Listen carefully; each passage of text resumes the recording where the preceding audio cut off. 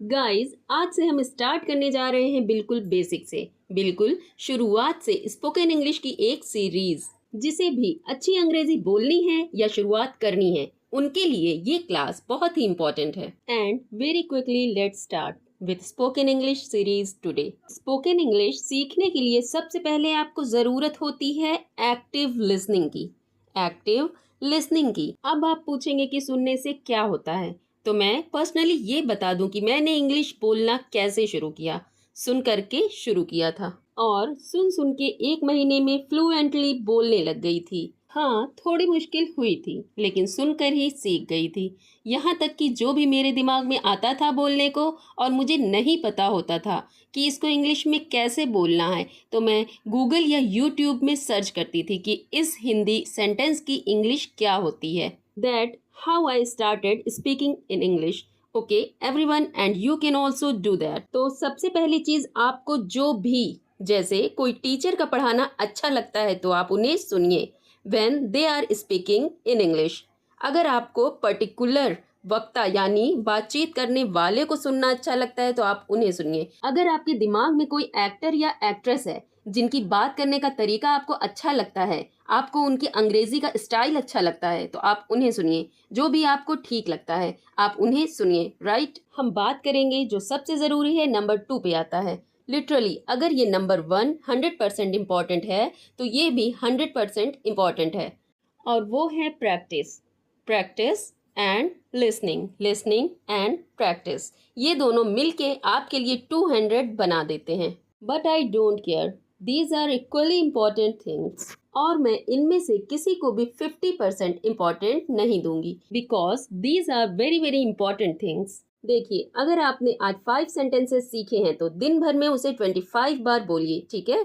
अगर आप इस स्किल को सीख रहे हैं तो एंटरटेनमेंट के लिए मत सीखें। अपनी ज़रूरत को समझते हुए, अपनी ग्रोथ को समझते हुए, अपने फ्यूचर को देखते हुए बहुत ध्यान से सुने और प्रैक्टिस करें। ईमानदारी से उस चीज़ की प्रैक्टिस करें। राइट, नेक्स्ट अगर हम लोग बात करेंगे तो इम्पॉर्टेंट हो जाता है हमारे पास डिक्शनरी का होना। 3rd नंबर पे डिक्शनरी का होना। अगर हम लोगों को रीडिंग की आदत है, अगर आपको किताबें पढ़ने का शौक़ है या आप अच्छे न्यूज़ आर्टिकल्स पढ़ते हैं, सारी चीज़ों में आपको ध्यान देना है। रीड जो कर रहे हैं वो काफ़ी ज़्यादा होना चाहिए, और अगर आप रीड नहीं करते तो आपके पास डिक्शनरी होनी चाहिए, और उस डिक्शनरी को आप आधे घंटे रोज़ दीजिए ताकि आप नए वर्ड्स को ढूंढ पाएँ। अब ये चीज़ें आपके लिए या एक बिगनर के लिए किट हैं। सेकेंडली, आपको मैं ये बता दूं कि आपके लिए मैं इन 6 चीज़ों पर वीडियो लेकर आऊँगी। तो जब भी आप स्पोकन इंग्लिश क्लास शुरू करें या इंग्लिश बोलना शुरू कर रहे हों तो पर्पस के हिसाब से सीखें। जैसे फर्स्ट है सेंटेंस फॉर ग्रीटिंग। शुरुआत में हम क्या किसी से बोलते हैं, जैसे जब मिलते हैं तो कहते हैं ना, नमस्कार कहते हैं, हाय कहते हैं, आदाब कहते हैं, सत श्री अकाल कहते हैं। जो भी कहते हैं उसे हम सिचुएशन के हिसाब से बोलेंगे। अब देखो, अगर आप इंटरव्यू देने गए हो तो आप वहाँ क्या राधे राधे बोलेंगे?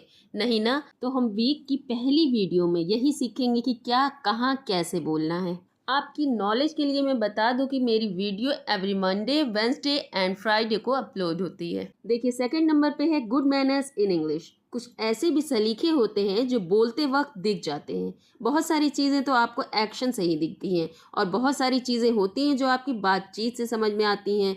तो उन्हीं से रिलेटेड सेंटेंसेस मैं आपको सिखाऊंगी।